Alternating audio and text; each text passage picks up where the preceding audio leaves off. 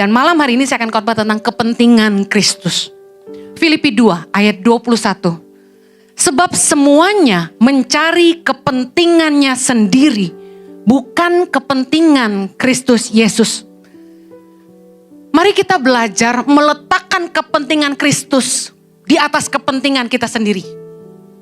Mari jadi pengikut Kristus yang bukan hanya mengikut Tuhan untuk pertolongannya, mujizatnya, berkatnya, tapi mau hidup bagi Kristus. Yang mau hidup bagi Kristus katakan amin. Hiduplah dengan membawa kepentingan Kristus dalam hidupmu.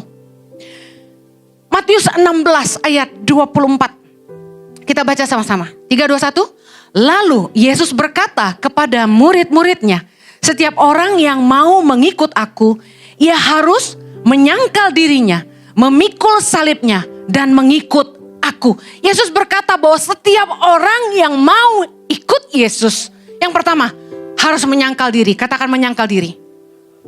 Yang kedua pikul salib. Katakan pikul salib. Yang artinya dalam mengikut Kristus kita harus siap bayar harga. Katakan amin. Sebagai pengikut Kristus, kita akan menghadapi yang namanya tantangan penyangkalan diri. Dan tantangan penyangkalan diri masing-masing kita tentu berbeda. Saya mau share 2 hal saja. Tantangan penyangkalan diri yang berbeda itu untuk apa? Demi apa? Yang pertama, menyangkal keinginan diri sendiri demi ketaatan kepada firman Allah. Katakan amin. Saya kasih contoh.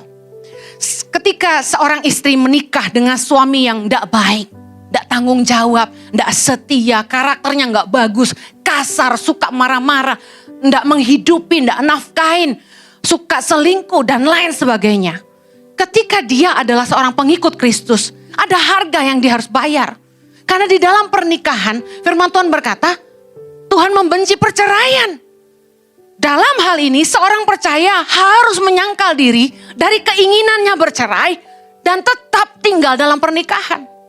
Mudah nggak? Nggak mudah banget. Saya orang yang mudah menyerah awalnya.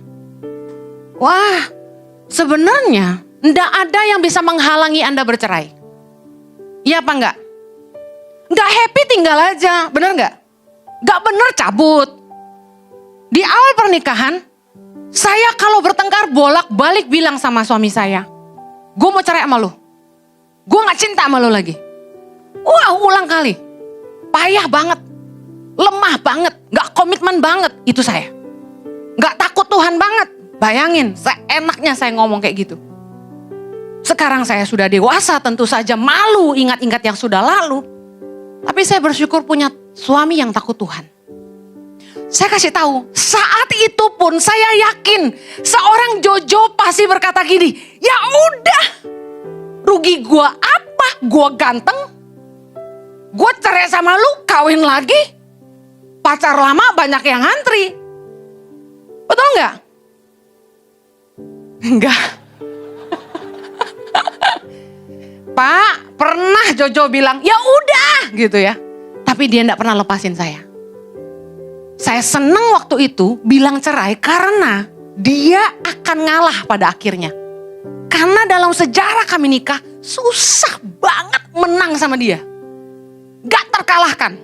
Apa yang dia mau saya mesti nurut. Otoriter, mandatori, nurut loh gitu. Jadi satu-satunya saya bisa lawan adalah ya udah kok cerai aja gitu. Nah baru dia baik-baikin saya.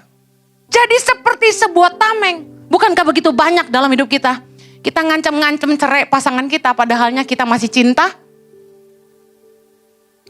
Penyangkalan diri. Waktu kita mau taat sama firman Allah tuh gak mudah. Bu Heni gak tahu yang saya alamin. Banyak yang ngomong gitu di sosial media. Bu Heni gak ngerti yang saya hadapin. Waktu saya khotbah tentang hormati ayahmu dan ibumu. Kalau kamu punya orang tua yang toksik, kamu harus terus menghargai dia, menghormati dia meskipun sulit. Karena firman Tuhan berkata, hormatilah ayahmu dan ibumu, titik. Bukan karena mereka baik, bukan karena mereka tanggung jawab, bukan mereka bisa jadi teladan, bukan karena mereka udah gedein kamu. No, Tuhan bilang hormati ayahmu dan ibumu. Saya memilih menghormati orang tua saya, apapun kesalahan mereka. Dan saya kasih tahu itu nggak mudah. Itu duri dalam daging kita. Tapi penyangkalan diri karena takut akan Tuhan dan ketaatan kita kepada firman Allah harus kita pikul dalam hidup ini. Yang mengerti katakan amin. Itu yang membedakan Anda pengikut Kristus sejati atau cuma ikut-ikutan. Follower yang cuma follower, bukan disciple. Tadi pagi ada yang kesaksian ke saya. Bu Heni, dulu saya bukan orang Kristen. Waktu saya putus sama pacar saya karena diselingkuhi. Khotbah ibu seliweran di Instagram dan WA saya. Pas saya nonton, saya langsung follow ibu, dia bilang gitu. Saya pikir ibu motivator, dia bilang. Jadi saya ikutin, kan dia bukan Kristen ceritanya ya. Begitu dia tahu saya pendeta langsung unfollow. Ini namanya follower, orang setia. Tapi kalau Anda murid, Anda taat sama Kristus. Firman-Nya Anda lakukan. Bukan hanya ikut dia karena nikmatnya. Katakan amin. Sama ketika seorang suami menikahi wanita yang jadi duri dalam dagingnya. Bikin dia sengsara, malu. Berapa banyak istri yang mempermalukan suami. Istri-istri yang gak mau melayani.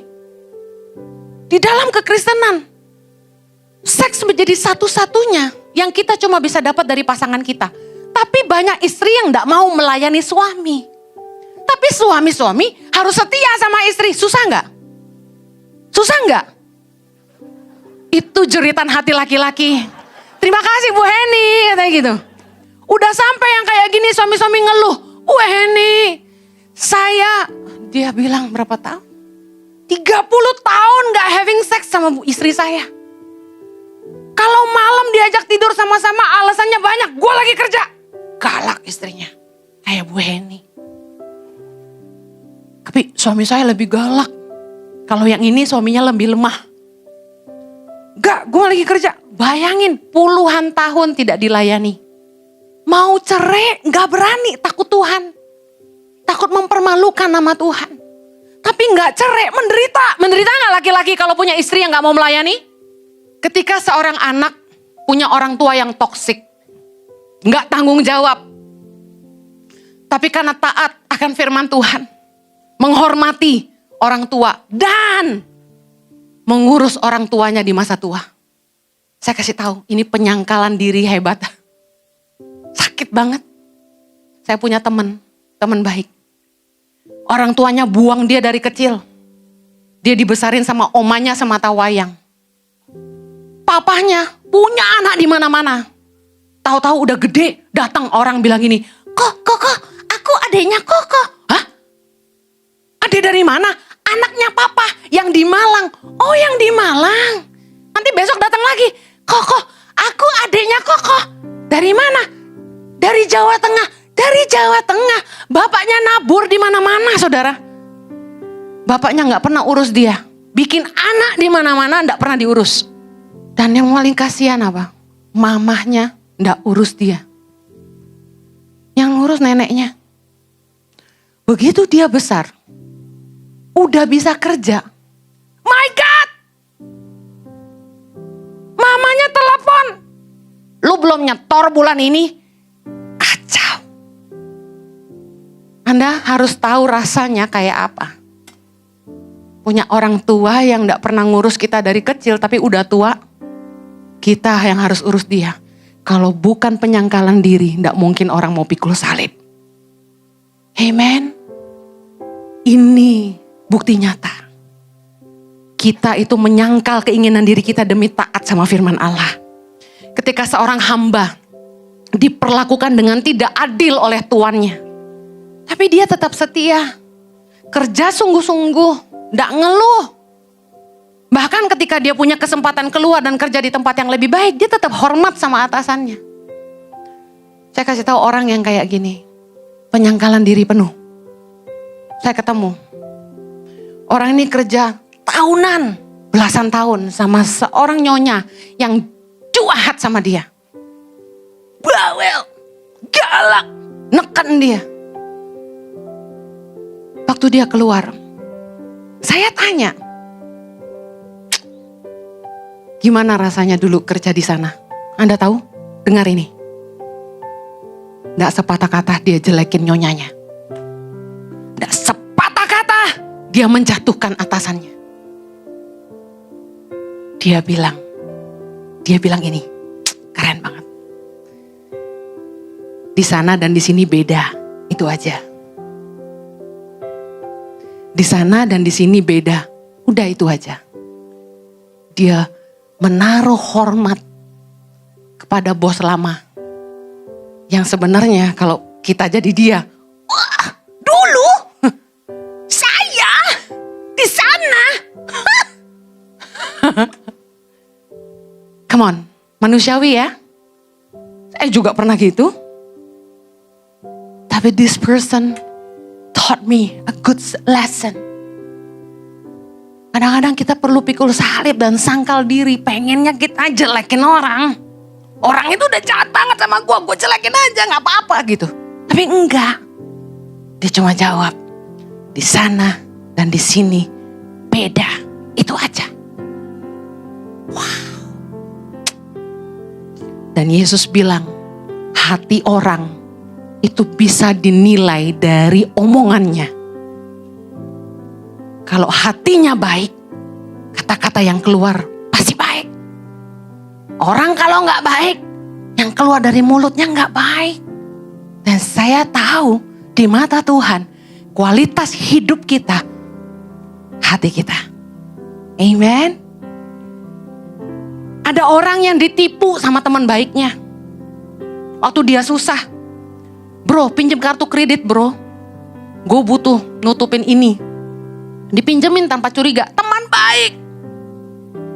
Tiba-tiba temennya hilang. Gone. Teman baik. Tiba-tiba hilang. Dan gak bayar utangnya saudara. Waktu saya tanya, saya bilang, terus gimana? Dia bilang, ya udahlah, saya yang salah. Kan saya yang kasih pinjam kartunya. Ya udah saya yang bayar utangnya. Wow. Saudara, orang ini sangkal diri pikul salib. Karena firman Tuhan berkata, jangan engkau membalas kejahatan dengan kejahatan, tapi lakukanlah yang baik untuk semua orang. Dia tidak mau mempermalukan nama Tuhan dan demi kepentingan Kristus dia bayar hutangnya yang bukan hutangnya. Keren gak? Saya cerita tentang saya. Belajar nyangkal diri waktu disakiti. Waktu saya bawa grup ke Holy Land kemarin, saya sempat bawa grup untuk ke Vatikan sekitar 4 hari. Ke Roma. Mampir sebentar sebentar aja di Menara Pisa, tapi kami ke Vatikan. Nah, sama ke gereja Rasul Paulus, mengunjungi penjaranya Petrus dan Rasul Paulus. Saya sangat diberkati. Nah, saya foto, upload Instagram. Ada yang ngatain gini, enak ya, bisnis gereja, bisa jelong-jelong kemana-mana. Bisa jelong-jelong keluar negeri terus, dia bilang gitu. Ngerti gak jelong-jelong? Kok Anda tahu sih? Saya sempat mikir dikit, apa tuh jelong? Enak ya bisnis gereja, bisa jalan-jalan keluar negeri terus, dia bilang gitu. Saya bacanya kaget gitu loh. Ini pasti orang Kristen yang ngomong, bener gak? Karena kan dia follow saya. Suka ngasih-ngasih ayat soal perpuluhan segala macam. Saya mikir, kok nih orang bisa jahat banget ya mulutnya ya. Apa dia gak tahu saya lagi bawa grup ziarah rohani. Bukan jelong-jelong. Ke Menara Pisa mah bonus baby.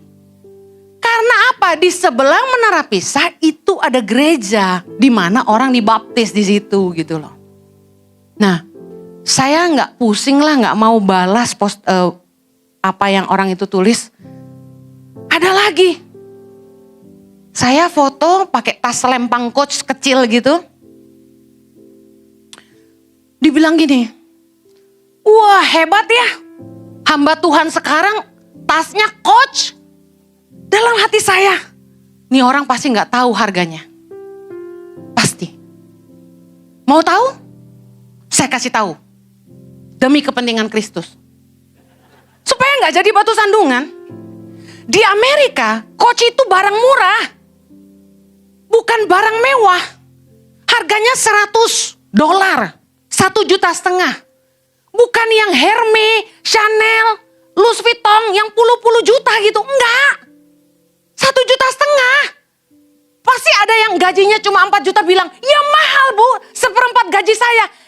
Oke, tas itu dikasih orang waktu saya ulang tahun. Puas loh, puas. Aduh.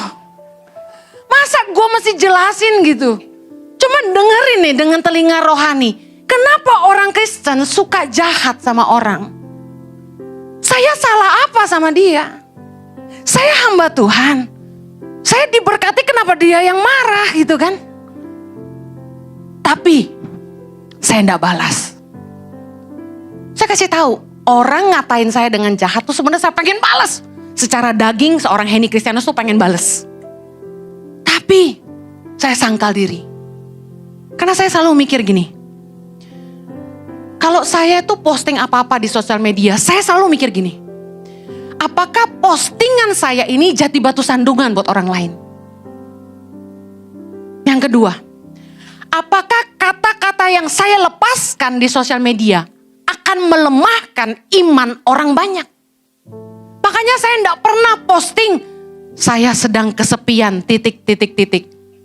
Saya sedang dikecewakan, titik. Saya sedang ditipu orang, titik. Enggak pernah. Kalau saya melepaskan postingan, saya ingin itu membangkitkan iman. Jadi sebenarnya orang akan ngomong gini sama saya, Bu Henny, sosial media dengan follower di atas 1,2 juta, udah wajar diomongin orang, cuma 1-2 cuekin aja. Nggak usah dibales, pasti gitu kan? Tapi demi kepentingan Kristus, supaya saya nggak jadi batu sandungan buat orang itu, yang ngatain saya pakai tas Coach itu saya jelasin. Bu, ini kado dari orang waktu saya ulang tahun, saya kasih smiling. Meskipun gak usah dijelasin sih, saya bilang gitu. Sebenarnya orang akan bilang gini, ih Bu Henny ngapain sih dibales? Demi kepentingan Kristus. Supaya hidup saya sebagai hamba Tuhan gak jadi batu sandungan. Yang berikutnya, setiap kita punya tantangan penyangkalan diri yang berbeda. Penyangkalan diri yang pertama, itu karena ketaatan akan firman Allah. Yang kedua, penyangkalan diri demi keselamatan jiwa-jiwa. Yohanes 6 ayat 38 sampai 40. Kita baca sama-sama. 3, 2, 1. Sebab aku telah turun dari sorga, bukan untuk melakukan kehendakku, tetapi untuk melakukan kehendak Dia yang telah mengutus aku. Dan inilah kehendak Dia yang mengutus aku, yaitu supaya dari semua yang telah diberikannya kepadaku, jangan ada yang hilang, tetapi supaya kubangkitkan pada akhir zaman. Di ayat 40 diulangi lagi. Sebab inilah kehendak Bapakku, yaitu supaya setiap orang yang melihat anak dan yang percaya kepadanya beroleh hidup yang kekal, dan supaya aku membangkitkannya pada akhir zaman. Ketika kita belajar meletakkan kepentingan Kristus di atas kepentingan kita pribadi, kita harus belajar mengerti kehendak Bapa. Apa yang jadi kehendak Bapa? Yesus berkata, kehendak Bapa adalah supaya semua orang yang percaya kepada Kristus tidak binasa. Tidak ada yang terhilang, tapi mereka beroleh hidup kekal. Anda mungkin benci sama orang. Mungkin orang nipu Anda, menyakiti Anda. Dan Anda dalam hati kecilmu nyumpahin dia. Atau mengharapkan dia celaka. Tapi kalau Anda mengerti hati Bapa, Dia tidak mau ada yang terhilang. Dan Dia tidak mau ada yang binasa. Dia mau semua orang selamat dan beroleh hidup kekal. Banyak kali orang Kristen gak peduli ini. Banyak kali orang Kristen semangat waktu bikin KKR. Tapi mereka lupa dalam kesehariannya banyak orang Kristen yang membuat orang yang baru percaya menjadi tersandung dan terhilang. Orang-orang yang terhilang ada di hati Tuhan. Sebagai saksi-saksi Kristus, banyak penyangkalan diri yang harus kita lakukan. Demi supaya hidup kita ini tidak jadi batu sandungan. Bukan soal boleh gak boleh. Bukan soal hak kita sebagai individu, tapi tentang keselamatan orang banyak. 1 Korintus 10 ayat 29, kita baca sama-sama. Yang aku maksudkan dengan keberatan-keberatan, bukanlah keberatan-keberatan hati nuranimu sendiri, tetapi keberatan-keberatan hati nurani orang lain itu. Mungkin ada orang yang berkata, mengapa kebebasanku harus ditentukan oleh keberatan-keberatan hati nurani orang lain? Kalau aku mengucap syukur atas apa yang aku turut memakannya, mengapa orang berkata jahat tentang aku karena makanan yang atasnya aku mengucap syukur? Ayat 31 sama-sama. Aku menjawab, jika engkau makan, atau jika engkau minum, atau jika engkau melakukan sesuatu yang lain, lakukan semua itu untuk kemuliaan Allah. Ayat 32. Janganlah kamu menimbulkan syak dalam hati orang, baik orang Yahudi atau orang Yunani maupun jemaat Allah. Ayat 33. Sama seperti aku juga berusaha menyenangkan hati semua orang dalam segala hal. Sama-sama. Bukan untuk kepentingan diriku, tapi untuk kepentingan orang banyak, supaya mereka beroleh selamat. Mungkin Anda pernah berpikir, kenapa orang lain ikut campur dengan berkat Tuhan dalam hidup saya? Urusan saya dong. Kalau saya mau beli mobil mewah, urusan saya. Kalau saya mau keluar negeri, terserah saya mau pakai apa. Kenapa orang ikut campur? Ini berkat Tuhan. Saya kasih tahu, banyak kemerdekaan pribadi yang harus kita korbankan untuk keselamatan orang banyak. Tapi kita harus melakukannya demi membawa mereka kepada Kristus. Dalam Matius 15, Yesus mengajarkan tentang bukan apa yang kita makan yang menajiskan, tapi apa yang keluar dari mulut. Karena apa yang keluar dari mulut itu keluar dari hati. Banyak orang Kristen dengan paradigma baru mengambil ajaran ini dalam Matius 15. Ayat yang ke-17. Tidak tahukah kamu bahwa segala sesuatu yang masuk ke dalam mulut turun ke dalam perut lalu dibuang ke jamban? Tapi apa yang keluar dari mulut berasal dari hati, itulah yang menajiskan orang. Banyak orang Kristen perjanjian baru yang menggunakan pengajaran Yesus ini untuk menghalalkan semua makanan. Bikin statement makan apa aja halal. Termasuk kucing, laba-laba, semua nyamuk, laler, semua. Dihalalkan dengan ayat ini. Tapi dengar baik. Dalam perikop 1 Korintus 8 ayat 1-13. Rasul Paulus mengajarkan kepada kita bahwa makanan tuh gak boleh jadi batu sandungan buat orang lain yang lemah imannya. Nah, yang saya mau bahas bukan makanan.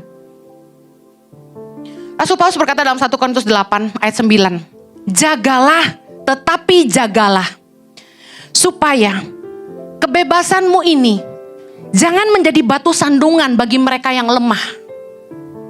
Sebenarnya hidup kita hak kita. Lu mau makan apa terserah, lu mau beli apa terserah. Tapi pertimbangannya, jangan sampai yang kita makan, yang kita pakai, gaya hidup kita jadi batu sandungan buat mereka yang lemah. Ayat 12 bilang gini, jika engkau secara demikian berdosa terhadap saudara-saudaramu dan melukai hati nurani mereka yang lemah, engkau pada hakikatnya berdosa terhadap Kristus. Sadarilah bahwa gini, Yesus itu mati buat semua orang. Yesus mati buat mereka. Terlepas dari iman mereka kuat atau lemah.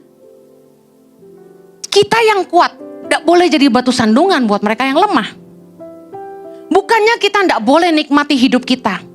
Tapi ingat ini baik-baik, anak-anak Tuhan.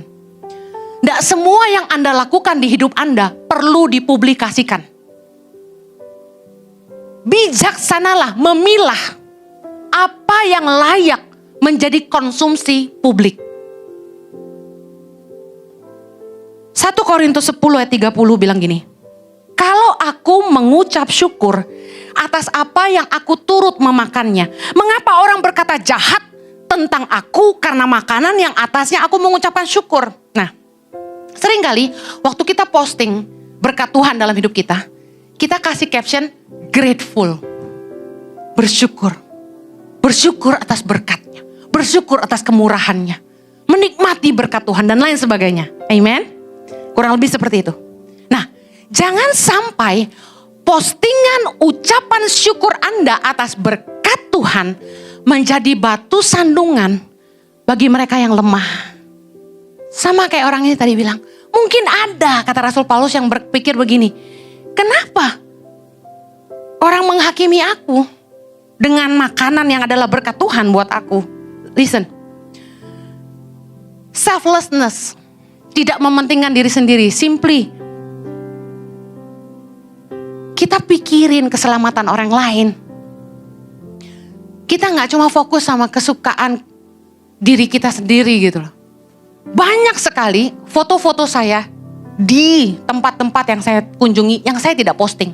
Bahkan saya jarang foto. Selama di Israel, teman-teman tawarin, jemaat tawarin, ibu mau saya fotoin? Enggak, malah saya yang fotoin mereka. Kapan lagi Anda difotoin Henny Kristianus? Ikut makanya ke Holy Land. Saya nggak mau foto, buat apa? Karena akan jadi batu sandungan buat beberapa orang yang nggak suka ibu pendeta jalan-jalan terus, jelong-jelong terus. Saya kasih tahu banyak hal dalam hidup saya yang saya nggak lakukan karena saya nggak mau jadi batu sandungan. Contoh, saya nggak ngambil apa yang jadi hak saya di tangan pengharapan. Sebagai pendiri, saya tidak membuat tangan pengharapan untuk cari uang. Saya mendirikan tangan pengharapan untuk menolong banyak orang. Saya tidak pernah digaji sama tangan pengharapan, sepeser pun. Saya baru di cover asuransi sama tangan pengharapan itu just in case saya mati di tengah jalan. Itu baru tahun 2020-an. Tapi sampai sekarang asuransi kesehatan kami sekeluarga kami bayar sendiri Bapak Ibu. Gak ditanggung yayasan. Biarpun saya naik turun gunung, nyebrang lautan, masuk angin, yayasan gak nanggung. Saya pulang sakit mah yayasan gak bayar apa-apa. Tapi saya kasih tahu, saya lakukan ini supaya saya mendapat kepercayaan publik untuk pelayanan tangan pengharapan. Karena di Indonesia sulit cari donasi. Orang udah hilang kepercayaan sama yayasan. Banyak perusahaan yang menggelapkan pajak perusahaan dengan atas nama yayasan. Banyak orang yang menyalahkan donasi yang orang kasih. Makanya saya tidak mau hidup dari tangan pengharapan. Supaya Anda yakin, uang yang Anda tabur sampai kepada orang-orang yang membutuhkan. Amin. Kalau orang tanya saya, Ibu Henny hidup dari mana? Dari khotbah. Saya tidak malu katakan itu. Karena itu sejujurnya. Saya hidup dari khotbah. Menjadi pengkhotbah adalah pekerjaan saya. Tapi menolong orang lemah adalah panggilan saya. Menjalankan panggilan saya tidak cari upah. Saya memperlakukan Yayasan Tangan Pengharapan dan Gereja Impact Community Indonesia bukan milik saya, tapi milik Tuhan. Ada hal-hal yang saya pertanggungjawabkan sebagai integritas saya, meskipun harusnya tidak perlu. Contoh, orang kasih saya uang, saya setor ke rekening Yayasan Tangan Pengharapan. Saya laporin di grup kantor, di grup bagian keuangan. Sebenarnya itu uang orang kasih saya. Terserah saya mau pakai buat apa. Tapi saya masukin ke rekening yayasan dan buktinya saya kasih ke staf saya. Bayangin saya laporan sama staf. Kenapa? Supaya mereka lihat saya tidak menggelapkan uang yang orang percayakan ke saya. Saya beli kaos dari Tangan Pengharapan maupun batik. Saya selalu bayar. Dan bukti saya bayar, saya foto, saya kirim grup. Supaya staf saya tahu, saya ambil kaos Tangan Pengharapan ini, saya beli, saya berdonasi. Supaya yang lain jadi contoh. Jangan dikit-dikit maunya gratiso. Yang terakhir, sebagai hamba Allah, kita tidak bisa hidup jadi orang biasa. 1 Korintus 8 ayat 9 berkata, tapi jagalah supaya kebebasanmu ini jangan menjadi batu sandungan bagi mereka yang lemah. Saya bebas dengan hidup saya. Tapi saya tidak mau hidup saya jadi batu sandungan. Karena itulah, saya tidak mau sok-sok pamer, harta, enggak. Saya selalu tahan suami saya. Saya bilang, Jo, saya tahu kamu mampu beli ini, kamu mampu beli itu, tapi yuk, banyak yang harus kita urusin. Bayangin tiap kali saya jalan ke luar negeri, berapa ribu dolar yang saya spend buat oleh-oleh, yang harusnya saya bisa beli 1 tas buat saya. Berapa uang yang $1.000 yang saya bisa dapat dari Kanatur kalau saya tidak bawa anak-anak pedalaman dan staf Tangan Pengharapan pergi ke Holy Land. Tapi saya menyangkal daging saya. Saya kenapa suka beli oleh-oleh? Saya selalu berpikir begini. Kalau Tuhan bisa bawa saya ke sini dan mereka tidak, saya harus pulang bawa berkat buat mereka. Yuk hidup jangan buat diri sendiri. Bawalah kepentingan Kristus dalam hidupmu. Sangkal diri untuk lakukan firman. Sangkal diri untuk keselamatan orang banyak. Amen. Kita doa. Kasih karunia-Mu menolong kami untuk terus hidup jadi saksi. Banyak penderitaan, penyangkalan diri. Kami melepaskan hak kami sebagai pribadi. Supaya Tuhan selalu dipermuliakan dalam hidup kami.